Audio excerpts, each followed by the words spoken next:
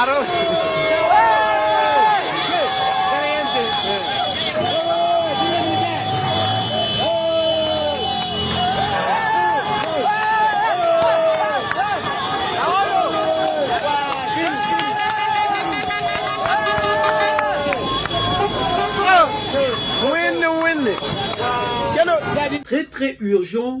Très urgent du côté de l'Afrique de l'Ouest.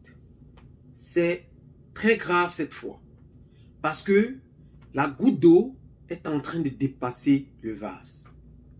Au départ de cette histoire, on pensait que c'était de la blague.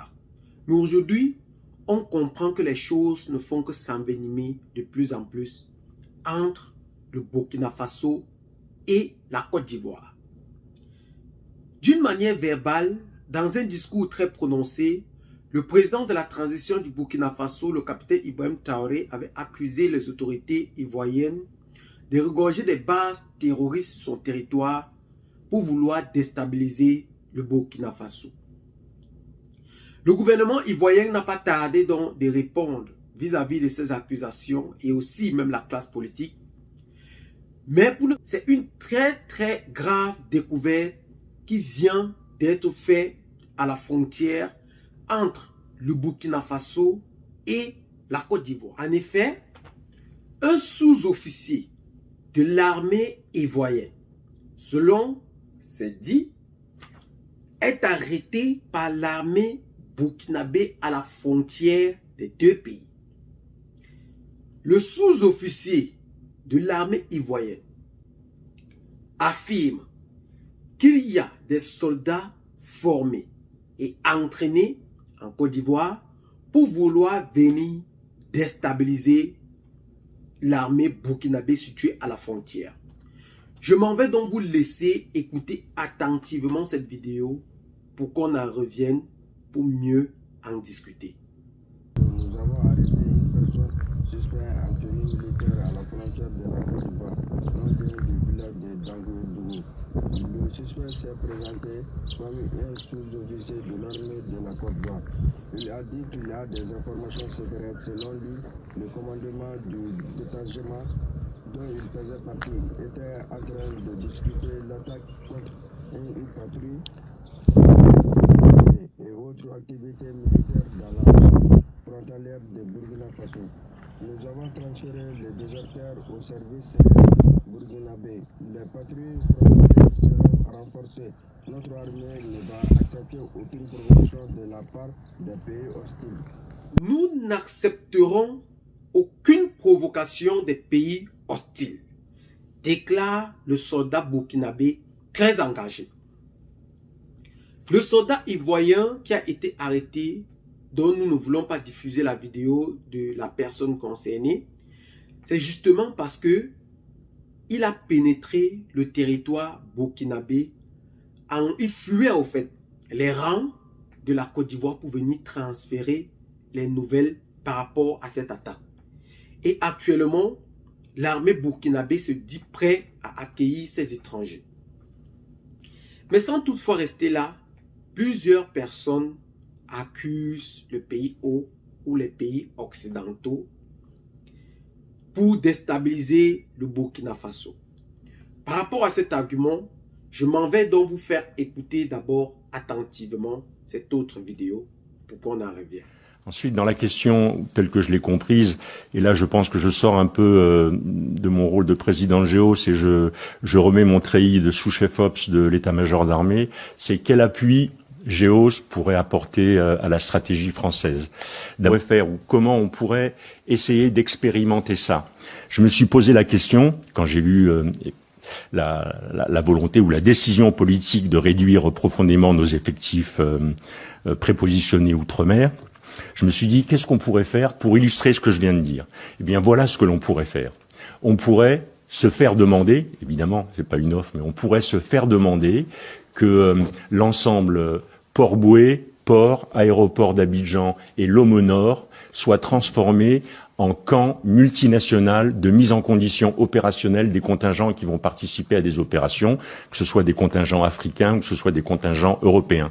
Voilà ce qu'on pourrait faire. Et dans ce domaine-là, comment on fait pour baisser la visibilité d'un projet comme ça? Ben, c'est extrêmement simple.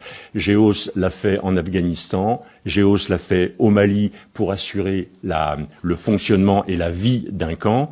Ensuite, DCI est capable de faire de la formation sans porter spécialement des uniformes français. Expertise France est capable de faire le reste. Et là, on a un projet, dès lors que les Africains nous le demanderaient, qui serait d'abord intégré avec tout ce qu'on est capable de faire sur les mines, sur la formation médicale, sur la formation militaire, sur la livraison de matériel. On peut aller plus loin, on devrait aller plus loin. Cet intégrateur, il devrait être capable de balayer le champ depuis l'humanitaire jusqu'à la formation militaire, du culturel jusqu'à l'entraînement de gens sur le camp de l'Homo-Nord, qui est un champ de tir assez connu.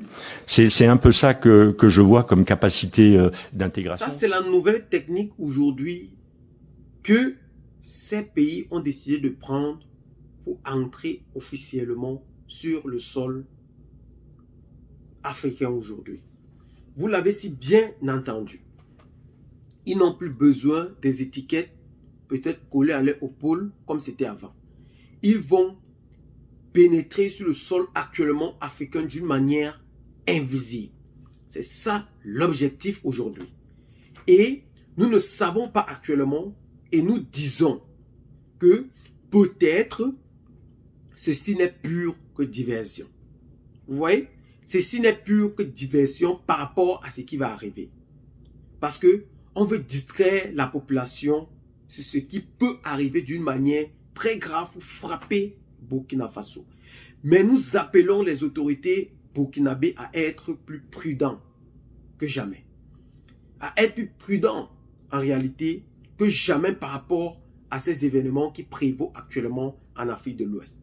Nous savons que ce n'est pas la première fois que ces deux pays ne cessent de se confronter à la frontière. On avait assisté à l'arrestation de 2 gendarmes ivoiriens qui, selon eux, disaient qu'ils poursuivaient des clandestins orpailleurs jusqu'à entrer dans le territoire burkinabé. Et aussi en mars, on a aussi arrêté un militaire burkinabé et aussi un VDP qui s'était rendu du côté de la Côte d'Ivoire sans vraiment se rendre compte qu'ils avaient traversé la frontière. Ceci posait donc un réel problème de frontière factuelle entre la Côte d'Ivoire et le Burkina Faso, d'où le problème avait été résolu. Mais nous savons bel et bien que la condamnation des soldats ivoiriens qui avaient atterri sur le tarmac de l'aéroport de Bamako n'est pas restée indifférente jusqu'ici. Aujourd'hui, c'est le président de la transition qui accuse, avec preuve à l'appui, que la Côte d'Ivoire regorge aujourd'hui des bases militaires voulant destituer la Côte d'Ivoire, le Burkina Faso. Et cette petite vidéo que vous voyez ne cesse actuellement de circuler dans les réseaux sociaux qui montre aux yeux du monde que le capitaine Ibrahim Traoré avait raison. Mais pour nous, ce n'est qu'une pure diversion. Nous attendons donc dans les semaines, les mois à venir pour voir en réalité ce qui va se passer. Mais ce qui ne cesse de m'étonner est que la Côte d'Ivoire aujourd'hui est un pays frère du Burkina Faso. Nous cessons de nous demander pourquoi en réalité ces présidents veulent-ils à tout et à tous les prix déstabiliser le président Ibrahim Traoré. Lorsque nous savons qu'il est au pouvoir pour réellement mettre fin à ce terrorisme, pour réellement finir avec cette force du mal qui ne cesse de vouloir nuire la population. Il montre enfin le chemin d'une vraie souveraineté nationale retrouvée au Burkina Faso. C'est ce qui est en train de se passer. Un patriotisme à l'état aigu, si nous pouvons le dire. Cette alliance aujourd'hui qui veut être formée en dehors de la CEDEAO renforce non seulement les capacités économiques de ces 3 pays pour enfin sortir ces pays de la pauvreté, renforce aussi les capacités militaires pour devenir demain aussi autonomes par rapport à ce domaine. Mais ce n'est que le propre voisin qui ne cesse de venir vouloir nuire à cette tranquillité. Comme on dit souvent chez nous, ton orteil, c'est ton propre orteil qui pèse ta propre chaussure. Parce qu'actuellement, c'est ce qui est en train de se passer d'une manière très brutale en Afrique de l'Ouest. Ces deux présidents doivent absolument et cordialement coopérer entre les deux personnes. Oui, parce que c'est quelque chose de plus grave que nous ne pouvons l'imaginer. C'est quelque chose de très grave. Un pays, parce que nous disons que la Côte d'Ivoire et le Burkina Faso, c'est un pays. Ce n'est pas deux peuples. Ce n'est pas deux peuples, c'est une seule nation. Et nous devons comprendre cela d'une manière ou d'une autre. Et vouloir avancer. Vouloir transcender tous ceux qui veulent cette division. Qui veulent diviser l'Afrique. Le peuple